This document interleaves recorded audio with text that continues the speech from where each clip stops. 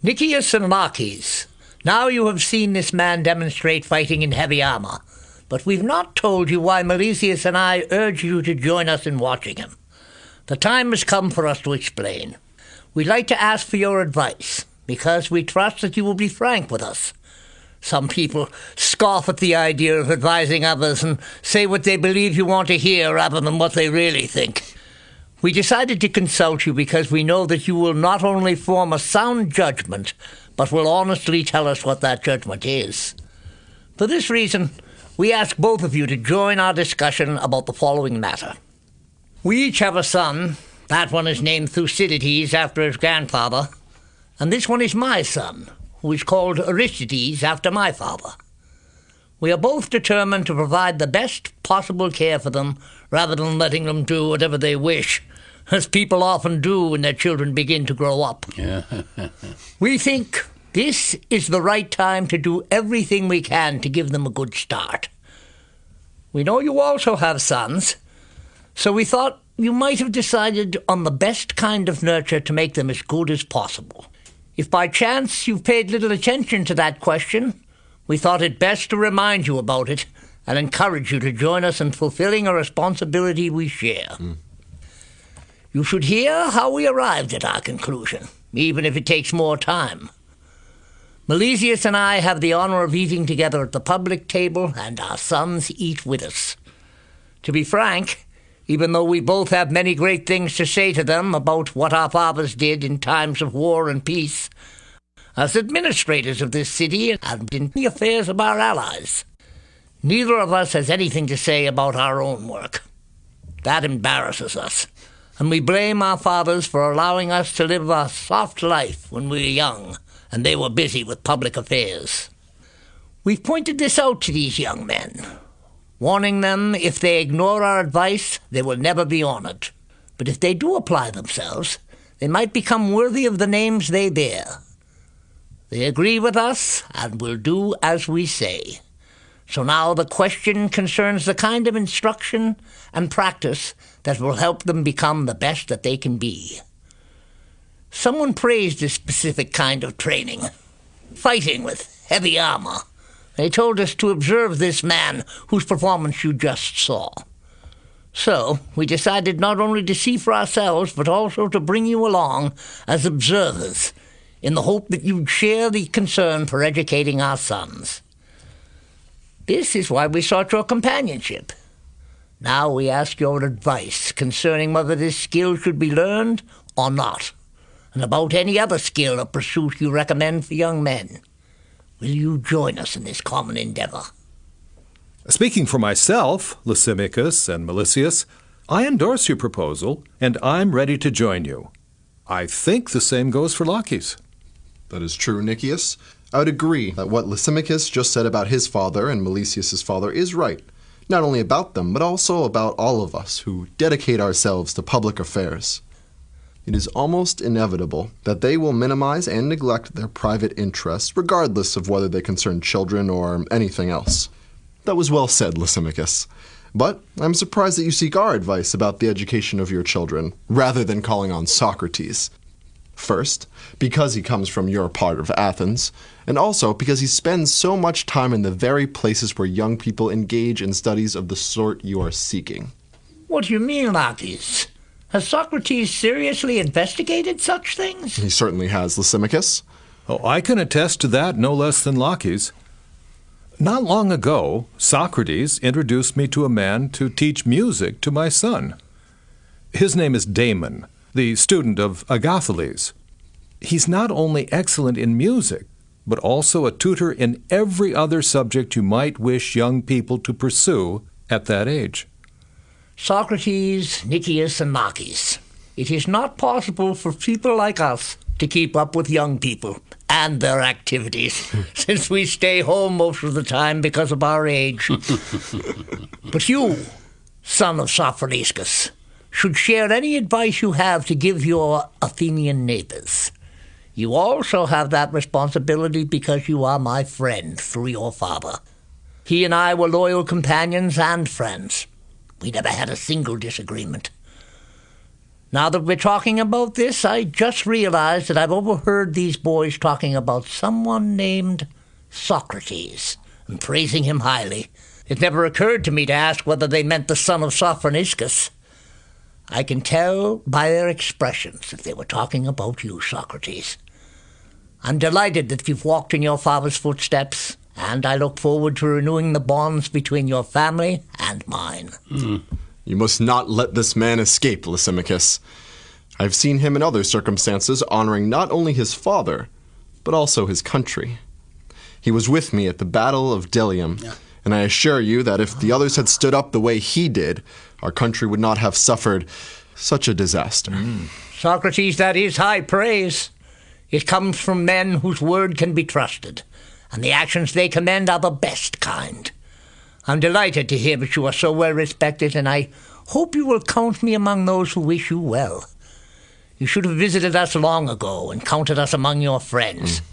And now that we've become acquainted, we look forward to having you join us and these young men, so that we may foster the close relationship between our houses.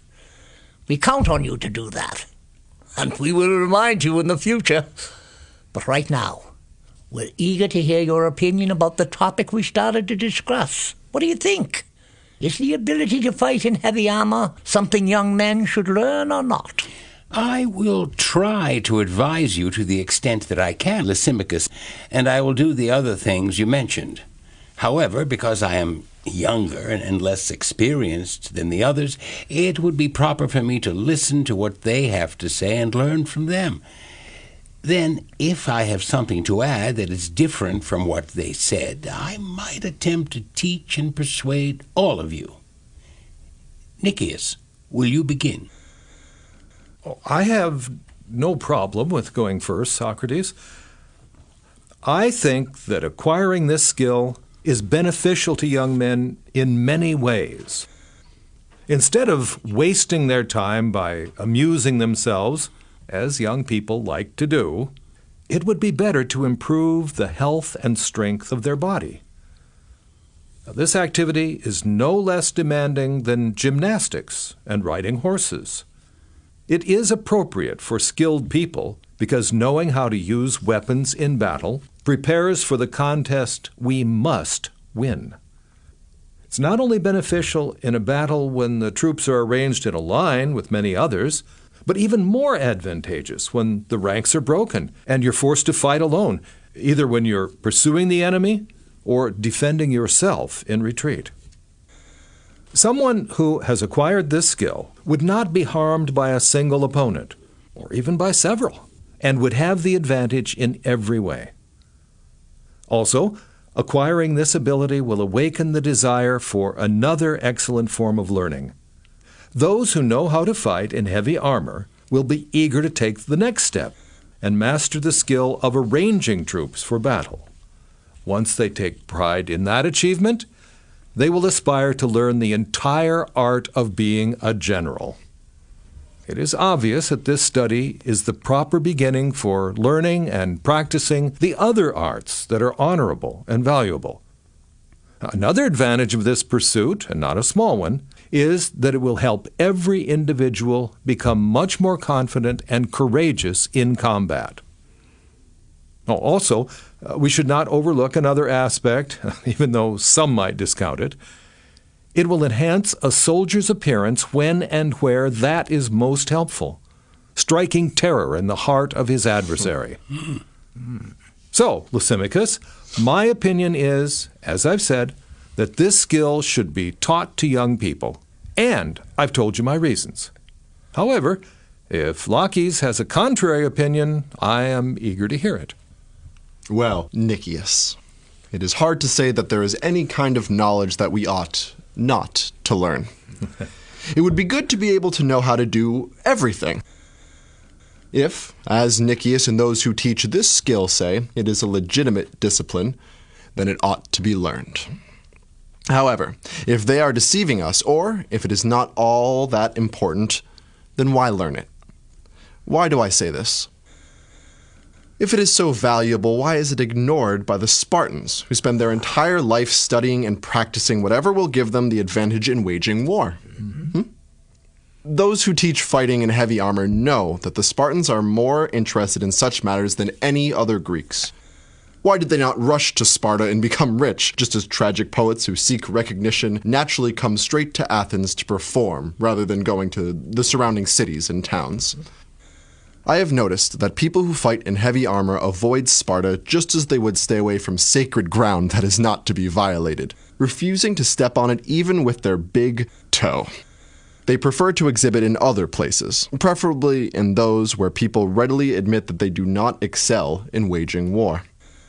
Lysimachus, I have seen more than a few of these people in action and have been able to evaluate them, so I can offer my judgment without delay. It is not by chance that those who fight in heavy armor have never achieved distinction in battle.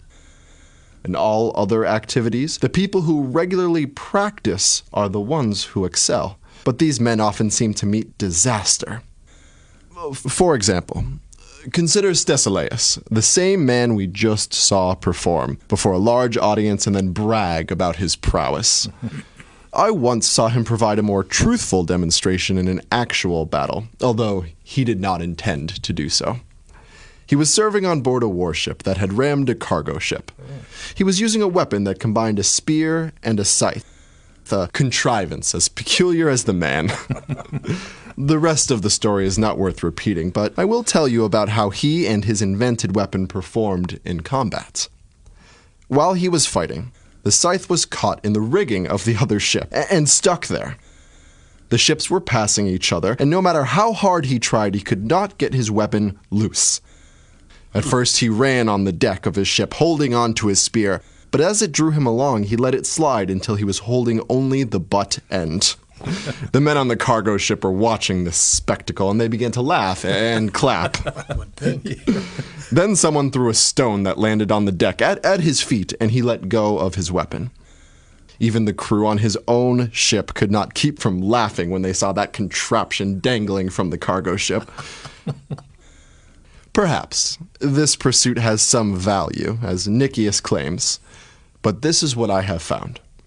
As I said when I began, either this kind of training has little value, or it is not a valid discipline, but only a form of pretense.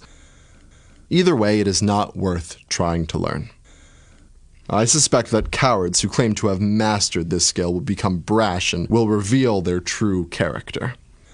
On the other hand, those who are courageous will be observed closely, and even the smallest mistake will evoke false accusations. People are jealous of those who pretend to have such knowledge, so unless they are vastly superior, they cannot avoid becoming a laughingstock. This is my opinion, Lysimachus, concerning the value of this activity. However, as I said before, do not let Socrates get away before he tells us what he thinks about all this.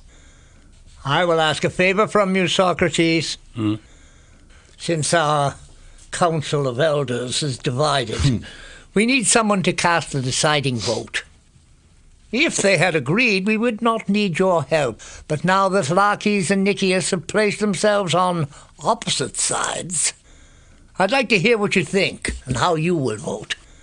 What do you mean, Lysimachus? Are you simply going with the majority opinion? Socrates, what else can I do? And what about you, Nicias? Is that what you would do? What if your son were practicing for an athletic competition? Would you accept the advice of the majority or the judgment of a coach who had trained and practiced with an expert? Most likely with the expert, Socrates. You would find the expert more persuasive than all four of us. Probably. I assume that is because knowledge should rule in making the right decision, not the majority. Of course.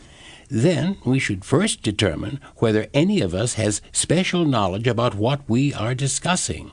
If so, that person should guide us, even if there is only one, and we should ignore the rest. If there is no such person here, then we should look elsewhere.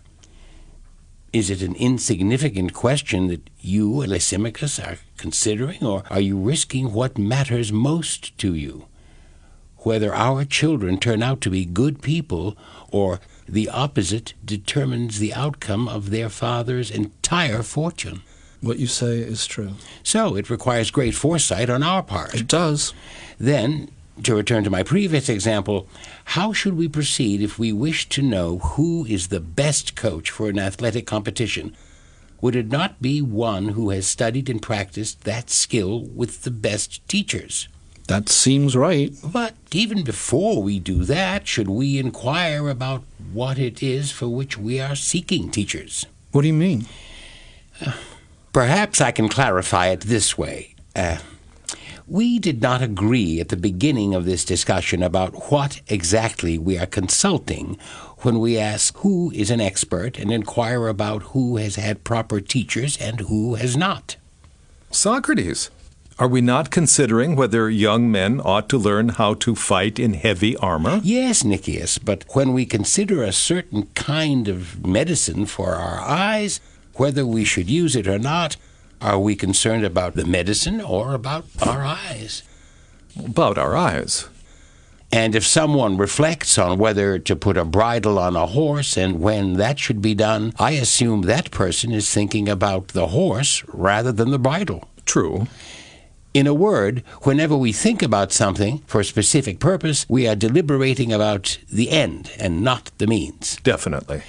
Then, when we ask someone to advise us, we should consider whether that person is skilled in achieving the purpose we have in mind. Of course. Right now, we are considering the kind of learning that nurtures the souls of young people. Yes. Then we should consider whether any one of us practices the art of nurturing the soul and is able to care for it properly, and who has had good teachers for this purpose.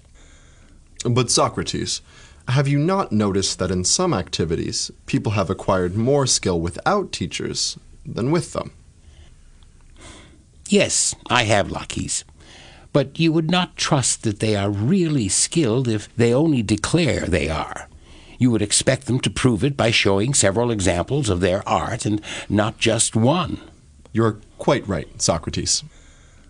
Laches and Nicias, we have been asked by Lysimachus and Nicias to advise them about how to nurture the minds of their sons so that they might become as good as possible. Therefore, we should identify our teachers, if we have had any, and should offer proof that they were our teachers and that they were indeed good and successful in treating the souls of the young. If any one of us says that he has not had such teachers, but can show work of his own, then he should indicate which Athenians or foreigners, whether slave or free, have been improved by him. But if we can find neither teachers nor works among us, we should initiate a search. We should not run the risk of ruining the children of our friends and being blamed by those who are closest to them. Lysimachus and Nicias, I am the first to admit that I have never had such a teacher. Even though I have yearned for one ever since I was young, I cannot afford the fees charged by the sophists. But they are the only ones who claim to be able to make an excellent and good person of me. So far, I have been unable to discover that art by myself. I would not be surprised to learn that Nicias or Laches have learned it or discovered it because they are richer than I am and could learn it from someone. Also, they are older than I am and have had more time to discover it, so I suppose they are able to educate. If they did not believe they have such knowledge, they would not have spoken with such confidence about which activities are good and which are bad for young people. I am inclined to trust both of them, but I am surprised that they disagree with each other on this matter. So, Lysimachus, I have an alternative request. Just as Laches suggested that you not let me go but ask me questions, I urge you now to detain Laches and Nicias and question them this way. Socrates denies that he knows anything about this matter and cannot decide which of you is right, since he has never discovered it for himself or learned it from someone else. So each of you, Laches and Nicias, tell us who is the greatest master in educating the young people you know, and if you have not learned it on your own, tell us who has taught you how to educate young people and who else shares this art with those teachers.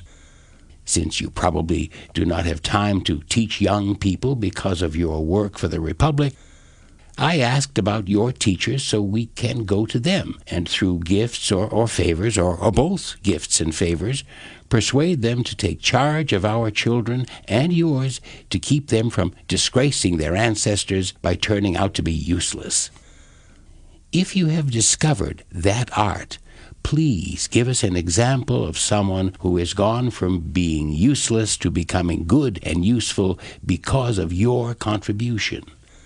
But if you are unskilled, and this is your first attempt at educating, then you endanger your own friends, or your own sons, or the children of your friends.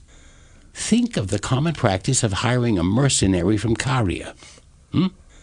Would it not be foolish, as the saying goes, to learn to be a potter by starting with the most difficult object, such as a wine jar? Now, tell us which of these alternatives applies to you. Question the men this way, Lysimachus, and do not let them escape. Gentlemen, I applaud what Socrates just said. But it is up to you, Nicias and Laches, to decide whether you want to be questioned and share your opinion about such things. Speaking for Milesius and myself, we would be delighted to hear you respond fully to Socrates' questions. As I said at the beginning of this discussion, we ask you to guide us, assuming not only that you have thought seriously about these matters, but even more so because your sons, like ours, are at the age when they are ready to be educated. If you have no objection, please join Socrates by listening and responding to each other. As Socrates just said, these are our most important concerns, so we hope you will do what we ask. It is obvious, Lysimachus, that you only know Socrates through his father, and may only have spoken with him when he was a child, as part of a crowd sacrificing at the temple, or in some other meeting place. You really do not know him as an adult. What is your point, Nicias? You do not seem to know that everyone who has contact with Socrates and enters into dialogue with him will be drawn by his questions into a full disclosure of their past and present life. Even if you start discussing an entirely different topic, he will not let you go until he has thoroughly examined you. Now, I'm used to him and know what to expect. Lysimachus, I will submit to his scrutiny because I delight in being near him and being reminded of whatever I have done or am doing that is bad. You will benefit for the rest of your life if you do not flee from such examination, but are eager to learn as long as you are alive. As Solon said, wisdom does not come simply because you get older. For me, being tested by Socrates is neither unusual nor unpleasant. But I knew from the beginning that if Socrates were part of our discussion, it would not be about the boys, but about us. As I said, I'm willing to talk with Socrates in any way he wishes, but we should also hear what Laches thinks about this. I have a simple response to such discussions, Nicias, and it is twofold. Some people think I like discussion, and some think I dislike it. Here is why. I rejoice when I hear people who are true to their words speak about goodness or some form of wisdom. I must be able to follow the speaker and the speech and observe how both belong and flow together and create the most beautiful harmony, not with a lyre or some other instrument designed to amuse, but with their own life in which their words fit their actions in the Dorian mode, the only harmony that is truly Greek, not in the Ionian, the Phrygian, or Lydian mode. I am so pleased by such display that I respond with great enthusiasm, leading anyone who observes me to think that I am a friend of all speeches. But people whose actions do not agree with their words annoy me, and the better they speak, the worse I feel, so I appear to be someone who hates speeches. So far, I am not familiar with Socrates as a speaker, but in the past I have been able to assess his actions. Based on that experience, I judge him to deserve complete freedom to speak beautiful words. If his words are in harmony with his actions, then he and I are in complete agreement. I welcome being examined by Socrates and would not hesitate to learn from him. I also agree with Solon, but with one condition. I do wish to learn many things as I grow older, but only from good people. Let Solon make this stipulation, that the teacher should be good, so that I will not appear to be a stubborn student and appear to be stupid. It does not matter whether my teacher is younger than I, is famous, or any such thing. That is irrelevant. Therefore, Socrates, I offer myself as someone for you to teach and even to refute me when I am wrong. I also invite you to learn whatever you can from me. I have had a high opinion of you ever since the day on which we faced a common danger, and you showed the kind of valor that only a worthy person can display. Please ignore the difference in our ages and say whatever you wish. We definitely cannot accuse you two of being unwilling to give advice or refusing to join with us in thinking this through. We share this work, Socrates, but I consider you to be one of us. So take my place and examine Laches and Nicias concerning what we want to know for the benefit of these young men. Then you can advise us. At my age, I often forget the questions I intended to ask, as well as the answers. If new arguments emerge, I get totally lost. So I leave it to you to conduct the inquiry, and I will listen. Afterwards, Milesius and I will do whatever you think is best. Nicias and Laches, I am persuaded by Lysimachus and Milesius. It would be a good idea to ask the question just posed.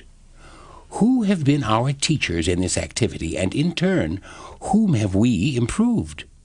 But there is another way of proceeding that would lead us to the same place, and one that is closer to first principles. If we know that adding something will improve something else, and we are able to add it, then it is obvious that we must determine how what we are adding can best be acquired. Maybe you do not fully understand what I mean, so I will try to clarify my point. Let's assume we know that adding sight to the eyes makes them better, and we are able to do that. In that case, we know clearly what sight is, and we should be able to acquire it. But if we did not know what either sight or hearing is, we would not be worth much as advisors about eyes or ears and about how to provide others with sight and hearing. That is true, Socrates. But did our two friends not ask for advice right now concerning how goodness might be taught to their sons in order to improve their souls? That's right. Must we not first know what goodness is? How can we advise others about the best way to acquire it if we do not know it? I don't think we can, Socrates. Then, Laches, can we say that we know what goodness is? Yes, we can say that. If we know it, then must we be able to tell it? Certainly. My friend, I do not think we should try to search directly for goodness as a whole, because that might be beyond our ability. So, let's first see if we have a proper understanding of some aspect of it. That approach might be easier for us. Let's do as you say, Socrates. Which aspect of goodness shall we choose? Does it not seem obvious that we should select the aspect to which fighting in heavy armor is supposed to lead? Most people would say that quality is courage. I agree. Then, Laches, we should begin by trying to explain what courage is. We can proceed from there to ask about the studies and practices that help young people acquire it. Let's see if you can tell me what courage is. By the gods, Socrates, that's easy. You will know that a man displays courage if he does not run away, but stays at his post and fights the enemy. Well said, Laches. But perhaps it is my fault that you answered a different question than the one I tried to ask. No doubt my question did not explain clearly what I had in mind. What do you mean, Socrates? I will try to explain. Did you say that a man is courageous if he remains at his post and fights the enemy? That is what I said. I agree with you. But what would you say about another man who fights while retreating? What do you mean by retreating? I am talking about the way the Scythians fight, by both pursuing and retreating. Think of what Homer said in praising the horses of Aeneas. They knew how to pursue as well as dart this way and that way in pursuit and in attack. Homer also commends Aeneas himself because he knows what to fear, calling him a counselor of fright. Homer was right, Socrates, because he was talking about fighting in chariots, just as you were speaking about the Scythians on horseback. Cavalry do fight in that way, but men who fight in heavy armor stay in their place, as I said. Laches, the Spartans are an exception. In the Battle of Plataea, they encountered Persian troops carrying light wicker shields. They did not stand and fight, but retreated. But when the Persian ranks were broken, they turned around and pursued them like cavalry and won the battle. What you say is true. That's what I meant when I said your failure to answer my question is my fault. I asked it in a clumsy way. I was trying to learn about courage, not only for a man who fights with heavy armor, but also for cavalry and every other kind of warrior. And I do not only refer to those who make war, but also people who are courageous when they confront dangers at sea, those who brave disease and poverty, those who show courage in politics, and even more so, those who not only stand up against pain or fear, but also those who contend against desires and pleasures, regardless of whether they stay in their place or pursue their enemy. Those people are also courageous, are they not, Laches? Yes, Socrates, very much so. So, all of these people are courageous, but some show courage in confronting bodily pleasures and pains, some in dealing with desires, and some in handling fear, and I suppose some show cowardice in similar situations. Quite true. I am interested in knowing what both courage and cowardice are. Let's begin with courage. What is courage in every one of these instances? Do you understand what I'm asking? Not fully. I will explain what I mean another way. What do we mean by quickness when we talk about running, playing the lyre, speaking, learning, and similar activities? Think of any action worth mentioning when we talk about arms, legs, mouth, voice, and thinking. Can we apply the term quickness to all of them? Yes, we can. If someone said, Socrates, what do you mean by quickness in all of these instances? I would answer that it is the ability to accomplish a lot in only a little time, whether in running, speaking, or any other kind of action. You would be right in saying that. Now, Laches, try to tell us about courage in the same way. What is common to courage related to pleasure, pain, and all of the other instances we just mentioned? If I must tell you what is common to all of those instances, I would say that courage is a kind of endurance of the soul. That is what we must do if we are to answer the question. But it seems to me that not every kind of endurance is an instance of courage. I will explain why. Surely, Laches, you would say that courage is both beautiful and good. I would place it with what is most beautiful and good. Would you say that wise endurance is also beautiful and good? Definitely. Now, what would you say about foolish endurance? Would that not be bad and harmful? Yes. Is anything that is bad and harmful also good and beautiful? It would be wrong to say that, Socrates. Therefore, that kind of endurance could not be an instance of courage because it is not beautiful and good, whereas courage is beautiful and good. What you say is true. Then, according to you, only wise endurance is an instance of courage. Seems so. Now, we need to consider the sense in which it is wise. Would that apply to everything, whether large or small? For example, if people show endurance in spending money wisely, knowing that is how they can get more for their money, would you call them courageous? By the gods, no. I would not say that. Here's another example. A physician has a son or a patient with an inflammation of the lungs. In spite of pleas for food and drink, the physician endures, prohibiting all eating and drinking. Is that courage? That would not be courage. No more than the other example. Now, consider a soldier who endures in battle, one who wisely calculates that others will provide support, who knows that the soldiers on the other side are fewer and weaker, and who has a superior position. Would you say that someone who endures with all this wisdom and preparation is more courageous than someone on the opposite side who continues to fight and endure in spite of the odds? I would say that the soldier on the other side is more courageous. But is this not foolish endurance as compared with the other? That's true.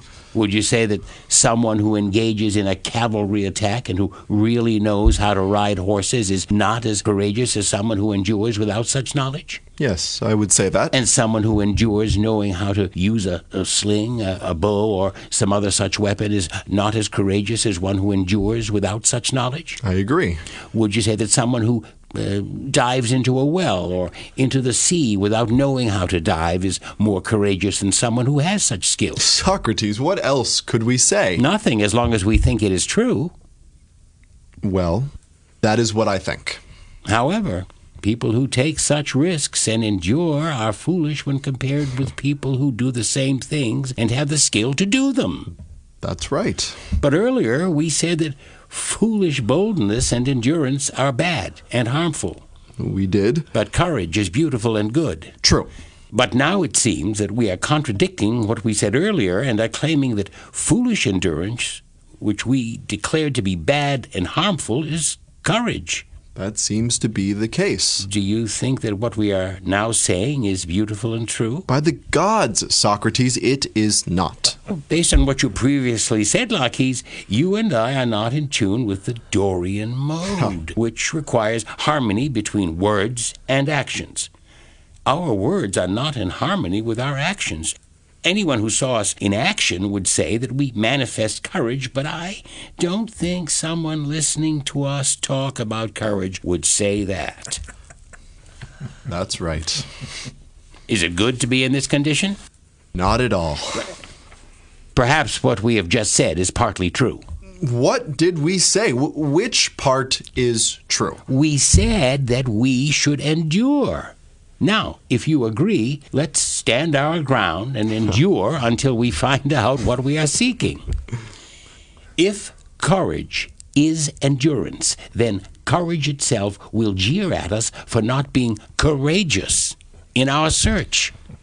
I am ready to keep fighting and not give up, Socrates, but I am not used to inquiry of this kind. As we have been talking, an unfamiliar passion for discourse has arisen in me, but I am frustrated by not being able to say what I mean. I really do think I know what courage is, but it keeps slipping away from me. I cannot put it into words. My friend, a good hunter must follow the trail and not give up. I agree. Maybe we should ask Nicias to join our hunting party. He may be cleverer than we are. That's a good idea. Nicias, please come and help your friends. They are caught in a storm of words and are running out of strength. As you can see, we cannot find a way out. Come to our rescue by telling us what you think courage is. By putting it into words, you can fortify your own opinion. I have been thinking for some time, Socrates, that you are not defining courage the right way. You are ignoring something I heard you say correctly in the past. What do you have in mind, Nicias? You have often said that we are good when we are wise, and bad when we are not. You are definitely right about that, Nicias. So, whoever is courageous is also wise. Did you hear that, Laches? I heard him, but I do not understand what he means. I think I know what he is saying.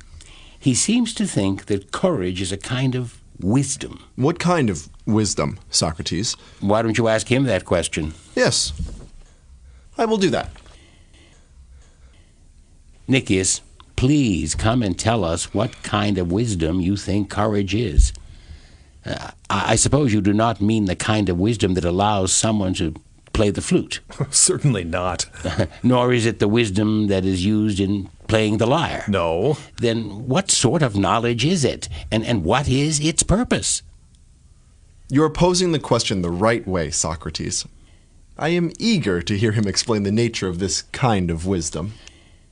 Laches, I mean that courage is knowledge about what instills fear or inspires confidence in war and in everything else. Socrates, he is talking in a strange way. Why do you say that, Laches?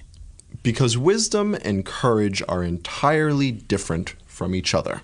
That is precisely what Nicias denies. Yes, that is what he denies, and that is why I think he is confused. Perhaps we should try to instruct him rather than ridicule him. Well, that's fine, Socrates. But it seems to me that since Laches was shown to be talking nonsense, he's trying to prove that I am doing the same. That's true, Nicias, and I will try to demonstrate that you are talking nonsense. Do physicians know what disease we should fear, or is it courageous people who know that? Or is being a physician and being courageous the same thing? Of course not. Nor do I suppose you mean farmers who know the dangers of farming, or other skilled workers who know what should be feared in their craft. Certainly such knowledge does not make them courageous. What do you make of Laches' words, Nicias? He seems to be saying something important. Well, he is saying something, but his words are not true. Why do you say that? Because he seems to think that a physician knows about more than the nature of health and disease, and I deny that. Laches, do you think that a physician knows whether a person should fear disease more than health? Don't you think that there are instances when it is better not to recover from an illness? Is living always preferable to dying, or is death sometimes the better alternative? Dying is sometimes better than living. Do you think the people for whom it is better to die should fear the same things as those for whom it is better to live? No, I don't think so. Is this the kind of wisdom that physicians or skilled workers possess? Or does this require someone who knows what should be feared and what should not be feared? The ones I call courageous. Laches, now do you understand what he is saying?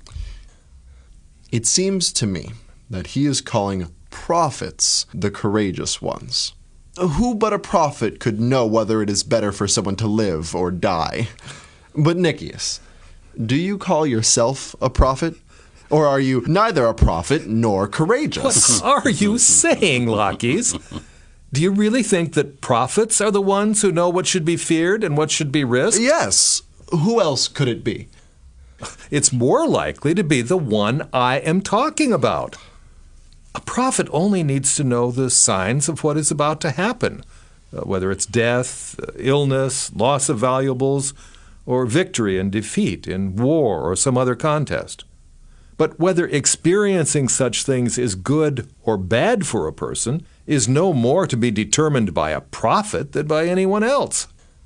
Socrates, now I don't have the slightest idea about what Nicias is trying to say. He does not identify the physician, the prophet, or anyone else as the one who is courageous. Maybe it is a god he is talking about. In my opinion, he is simply trying to avoid admitting that he is talking nonsense. He twists and turns this way and that to conceal his confusion. You and I might have used similar tactics, especially if we were arguing in a law court, trying to preserve our image and not contradict ourselves. But such empty words have no place in a friendly gathering such as this. I agree, Laches, that such deception would be out of place here. But perhaps Nicias thinks he is saying something reasonable, not just talking for the sake of talking. Let's see if he can clarify what he means. If it makes sense, we can agree with him. But if not, we can instruct him. Then you should question him, Socrates. I think I have already said enough. Nothing prevents my questioning him, especially because I will be doing it for both of us. Then go ahead. Tell me, Nicias, or rather tell us, since we are sharing the inquiry, are you saying that being courageous means knowing what should be feared and what should be risked? Yes, that's what I'm saying. Are you also claiming that not everyone has such knowledge, including the physician and the prophet, and that they cannot be courageous unless they acquire it? That's right. Then, as the saying goes, this is not something every pig knows. Therefore, a pig could not be courageous. I agree. A pig could not be courageous. So, it is clear that you would not consider the Crimean sow Killed by Theseus. to be courageous. I am not joking, because I think that anyone who agrees with your claim cannot say that a wild animal is courageous, not without also admitting that a lion, a leopard, or even a boar is wise enough to know things that are so difficult only a few human beings know them. If we agree with your view of courage, we must be ready to say that a lion is no more courageous than a stag, a bull, or a monkey. By the gods, Socrates, you really speak well. Now, Nicias, I hope you will tell us whether you really mean to say that the animals we think are courageous are actually wiser than most human beings. Or do you have the audacity to say that they are not courageous, contrary to what everyone else believes? Laches, I do not describe as courageous a wild animal or any other being without the ability to understand what should be feared and what should not be feared. Such beings lack fear, but they are ignorant. Do you think that I would say that small children who lack understanding are courageous? I would say that there is a big difference between lacking fear and having courage. I think that only a few people possess thoughtful courage. But many men, women, children, and animals are rash and bold and lack fear because they have no foresight. What you and other people call courage, I would say, is recklessness. But I was talking about courageous people who act wisely. Socrates, see how he cloaks himself in fine words, or so he believes. He dares to rob the honor of bravery from those everyone else considers worthy of being called courageous. Not at all, Laches. I'm more than willing to say that you are wise and courageous, along with many other Athenians, including Laches, who died bravely at Syracuse. I could respond to that, but I will refrain so you do not label me as a typical Axonian who is skilled with caustic words. Ignore him, Laches. You seem to be unaware that he has acquired his wisdom from our friend Damon, who spends his time with Prodicus. Of all the sophists, Prodicus has the greatest skill in analyzing terms of this kind. You are right, Socrates. Such quibbling is far more appropriate for a sophist than someone a republic would consider to be worthy of leading it. That is true, my proud friend, but it seems obvious that someone who leads a republic should also lead in wisdom. I think we owe it to Nicias to take a closer look at what he means when he defines courage in this way. I think you should do the inquiry, Socrates. That is what I plan to do, dear colleague. But do not suppose that I will release you from our partnership in this discussion. I ask you to pay careful attention and evaluate as we proceed. I will, if you think it is important. I do think so. First, Nicias, I would like to go back to the beginning of this discussion. Do you recall that we began by considering courage to be an aspect of goodness? Of course I do. You agreed that it is only one aspect and that all of the aspects taken together constitute what we call goodness. Yes. Do you also agree with me about the aspects? I would say that they include moderation, justice, and the like. Would you say that as well? Yes, I would say that. So far, so good. Now, let's take the next step and seek agreement about what is to be feared and what should be risked. I want to be sure that you don't think one thing and we another.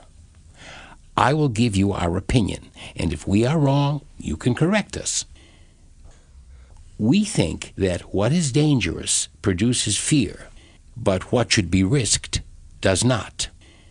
What produces fear is not in the past or the present, but something bad expected in the future. Fear is the expectation of a pending evil. Do you agree or disagree with that, Laches? I agree fully, Socrates. There you have our position, Nicias. Things that should be dreaded are future evils, whereas those that should be risked are also in the future, but are good, or at least not bad. Do you agree with this, or would you say something else? I agree with you. And knowledge of these things is what you would call courage. Precisely. Now, let's see if you agree on a third point. What is it? I will tell you. It seems to us that there is not one kind of knowledge of the past, another of the present, and yet another of the things that might take place in the future. There is only one kind of knowledge that applies to all three. Take health as an example. Medical knowledge pertains equally to the past, present, and future. Similarly, agricultural knowledge applies to producing crops at all times. You and Laches can both testify about military knowledge.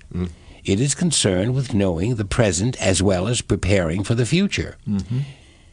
Generals must rule over profits rather than serving the art of the fortune teller because they know better what is happening or is likely to happen in battle. For that reason, the law subordinates the prophet to the general, not the other way around. Laches, am I right about that? Quite right. Nicias, what about you? Do you agree that the same knowledge applies to the same things, whether past, present, or future?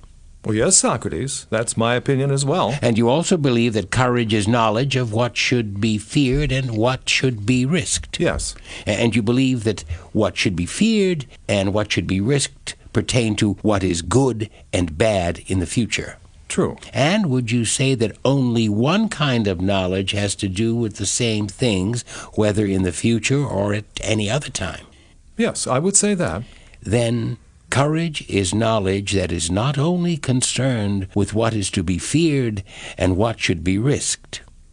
Courage, like any other kind of knowledge, is concerned with what is good and bad in the future and with the workings of the past and present. That seems to be true. So your answer, Nicias, pertains only to the third aspect of courage, whereas our question was about courage as a whole.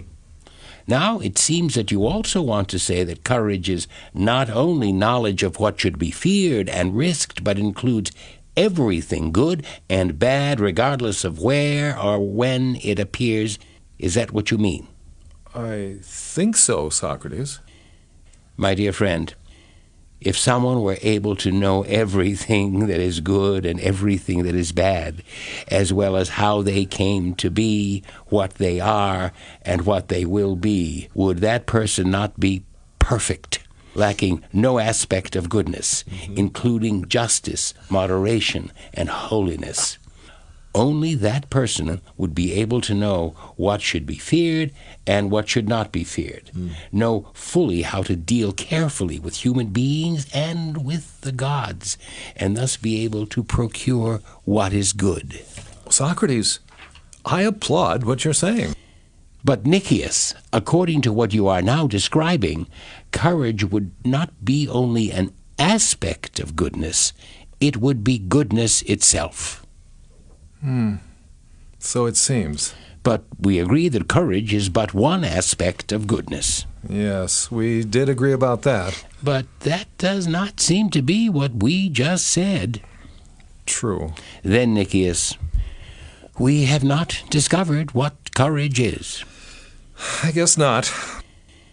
Nicias, my friend, I thought you would reveal what courage is, given that you were so dismissive of the answers I gave to Socrates. I had high hopes that the wisdom of Damon would lead you to it. How commendable, Laches, that you are able to dismiss your own ignorance about the nature of courage now that my ignorance has been revealed. I suppose it does not matter to you that we're equally ignorant about what any person with self-respect ought to know. You seem to follow the customary pattern of measuring yourself by others rather than by your own standards. Seems to me that we've said enough on this topic we've been examining. I think we can correct the deficiencies in our present treatment with the help of both Damon, whom you ridicule even though you've never met him, and others. Once I'm satisfied with what I have found, I will happily share it with you, because I think you also have much to learn. I know you are a wise man, Nicias. However, I would recommend that Lysimachus and Melesias not seek advice from us about educating their children. As I said at the beginning of this conversation, they should ask Socrates and not let him get away. If my own sons were old enough, that is what I would do. On that point, I do not disagree. Assuming Socrates is willing to take charge of them, we need look no farther. I would be more than happy to put Niceratus under Socrates' care if he would only take him. However, every time I bring up the topic, Socrates refuses and refers me to someone else. Perhaps he'll be more willing to listen to you, Lysimachus. He should be willing, Nicias, because I'm ready to do things for him that I'd not do for most people. What do you say to that, Socrates? Will you agree? You ready to help us in nurturing these young men? It would be wrong to refuse helping anyone become the best they can be. If I had demonstrated in our conversation that I have knowledge that Nicias and Laches do not have, then it would be a privilege to serve in this way. However, we are all in the same difficulty. Why should one of us be selected rather than the others? Here is what I suggest, and we can keep this among us. I think we should each search for the best teacher we can find. First, we should choose a teacher for ourselves, which we all need, and then for these young men. We should ignore the expense or the trouble it might take. Above all, we should not remain as we are. If people laugh at us for going to school at our age, we should quote from Homer, "Shame is not a good companion for a needy man." So, no matter what people might say, let's dedicate ourselves both to our own education and to these young people. For my part, Socrates, I applaud what you said. I'm the oldest, and I'm also the most eager to go to school with the young. Please, do me a favor. Come to my house tomorrow at sunrise so we can continue to confer about how to proceed. For now, we must part. Yes, Lysimachus, I will come tomorrow, as you request, if the gods are willing.